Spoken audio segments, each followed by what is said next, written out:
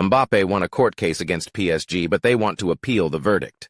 Vinicius is leaving Real Madrid. Ronaldo continues to release videos on YouTube. In his latest video, he called a Manchester United legend a rat. Can you guess who it's about? And Erik ten Hag is tired of listening to Ronaldo's attacks and has cleverly silenced Cristiano. We are talking about this and much more today. This is a hot selection of the most interesting football news. Don't forget to subscribe to the channel, click the bell, and like this video to get more news about our favorite game. Your support is very important to us. Let's get started. Arsenal has announced the extension of the contract with the team's head coach, Mikel Arteta. I am very proud and very excited, and I look forward to what comes next. I am proud to be here and to have great relationships with everyone at the club. I'm very fortunate to work daily with good, ambitious people. I feel very inspired, I feel challenged, I feel supported, and I want to achieve much more of what we have already done together. Arteta's words were quoted on the club's website. The new contract is for 3 seasons and will run until 2027. There are no financial details, or they prefer not to disclose them. Overall, there's not much to add here. It's a logical decision. After Arsene Wenger, the Gunners have finally found a coach they can trust in the long term. Although, in our opinion, long-term contracts are not the best decision in terms of risk, in the case of Arteta, we understand why they made this choice. We support this decision along with the management. And, of course, we congratulate the fans of this team. Also, we would like to remind you to subscribe to our channel and hit the bell icon, so you'll stay updated with all the latest football news from all corners of the football universe.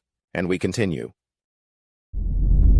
Erik ten Hag continues to cause controversy. This time he stated that Manchester United is still in a transitional phase. What do you actually want from me in this case? It doesn't affect me. I know the process we're in, what we need to do, and where we're going. We are still in a transitional phase. We need to integrate many young players. We still need to deal with injuries and the return of players to the squad. But no one is making excuses. We have to win every game. I know this, and the team knows it. We will be focused on each match, BBC quoted Ten Hag. Ten Hag has been with United for 3 years now, yet he still hasn't left what he himself called the transitional phase. This looks like self-discrediting. Along with this, Erik responded to the criticism directed at him and his club by Cristiano Ronaldo. He said that Manchester United cannot win. That's exactly what he said. But far from Manchester in Saudi Arabia, everyone is entitled to their own opinion, and that's fine. BBC also quoted Ten Hag. For those who aren't aware, Cristiano Ronaldo recently stated that Manchester United needs rebuilding, and until that happens, the club cannot compete for anything significant. As I have said before, Manchester United, in my opinion, needs rebuilding. The coach says the team can't compete for the Premier League title and the Champions League. The Manchester United coach shouldn't be saying that. He may think we don't have the potential, but I can't say that we will try, we must try. If Ten Hag listens to Ruud, maybe it will help. I think it can help a lot because he knows the club, and the club should listen to the guys who were there. To you, Roy Keane, Paul Scholes, or Gary Neville. To anyone, even to Sir Alex Ferguson. You can't rebuild the club without the knowledge of those guys who work in the office. Ronaldo's words were quoted by the Daily Mail. That's Cristiano Ronaldo's opinion. Piers Morgan, his loyal ally in criticizing Ten Hag, fully supports the Portuguese star and has already said that he is willing to bet anyone £10,000 that under Erik ten Hag, Manchester United will never win either the Premier League or the Champions League. So far, no one has taken him up on this bet, at least at the time of recording this video. We remind you that according to the media, the next 2 matches will be decisive for the Dutch specialist. His future at the club largely depends on these games. Right now, Manchester United is in 14th place in the Premier League with only 3 points. Meanwhile, there are already teams on a 3-match winning streak. How Ten Hag and his Red Devils plan to catch up with these clubs is unclear to us at this moment. Real Madrid is concerned about Vinicius's form and his psychological state as well. In 7 matches, he has scored only once. According to AS, the club links this to a generous offer from the Saudi Arabian sheikhs, which he has reportedly declined for now. The source also adds the issue of disrespect towards Vinicius from fans of other teams. For those unaware, Vinicius recently stated that Spain, the country where he and his team play, should be stripped of the right to host the World Cup. This is a bold step because, if before, The negativity towards him came from a select group of people. This statement united all Spanish fans against him. And it's strange to make such remarks when you plan to play in this league for many more years. It seems to us that the contract offered by the Sheikhs plays a key role here, and all other stories are secondary. After all, when you have such an offer on the table, you feel more freedom to speak out. Whether this is a coincidence or not, Al Ahly, the same team that wanted to sign Vinicius, made an official statement. They announced that they indeed wanted to sign the Brazilian and not just him. We wanted to sign a prominent winger like Vinicius from Real Madrid. But during the negotiations, something unexpected happened. Our striker, Faris Albarracin, decided to leave the club. At that point, our priority shifted from signing a winger to strengthening our attack due to Albarracin's possible departure. So, we entered negotiations with Ivan Toney and Victor Osimhen. It ended with Toney joining the club, said Al Ahly chairman Khalid Al-Issa. And let us remind you that, according to the media, this club offered Vinicius €1 billion. What do you think about this? Write in the comments.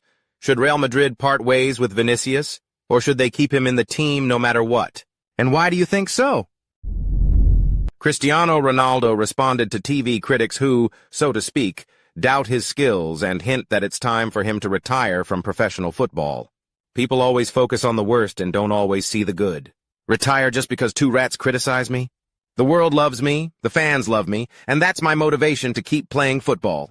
I won't lose my shine because two unknown people from TV criticize me, Ronaldo said. Can you guess who those two rats are? When Cristiano started his YouTube channel, he became the first athlete to reach 1 billion followers across social media. Not just on YouTube, but on all platforms combined. Since Cristiano launched his channel, we've been hearing from him much more frequently, which is great. Moreover, he doesn't hold back with his expressions, and he doesn't try to restrain himself too much. This makes his statements all the more interesting. We hope to hear even more from him in the near future. The French Professional Football League has ordered PSG to pay €55 million that they owe to Kylian Mbappe. The club hasn't paid the player's salary or bonuses for the past 3 months. Just to be clear, that's how the debt came about. And well, $55 million for 3 months of work, not bad at all. Who wouldn't want a job like that? According to the French publication L'Équipe, PSG's bosses, despite this ruling, still don't plan to pay Kylian. The Sheikhs believe their actions were justified, and they will continue to fight in court against Mbappe and anyone else who stands in their way. However, it's hard to call these actions lawful. There's a salary, there's a contract, so pay up. It seems more like a personal grudge from Al-Khalifi. Remember, he spoke about a so-called gentleman's agreement with Mbappe in which Kylian supposedly promised to extend his contract. But then, as you know, he still left for Real Madrid. This is why the team was in no rush to sell him and ended up losing the Frenchman for free. If they had known the outcome, the club would have put him up for transfer when they had the chance. And this is exactly why Al-Khalifi might hold a grudge against Kylian. Is this fair? No, it's not. A gentleman's agreement, as the PSG president called it, doesn't carry any legal or other guarantees. But could it be true that Mbappe essentially tricked and set up the management of his now former club? Yes, that's possible. Kylian once let Real Madrid down when he re-signed with PSG, even though he wasn't supposed to. So why not pull something similar in the other direction? But in this case, the French club's bosses should have backed it up with documents. Now nothing can be done. It's just PSG's version of events and nothing more. But it's unlikely that it will hold any weight in court. That's all for today. Don't forget to subscribe to the channel and like this video, and be sure to watch our previous video. It just appeared before your eyes right now. See you. Good luck to everyone. Goodbye.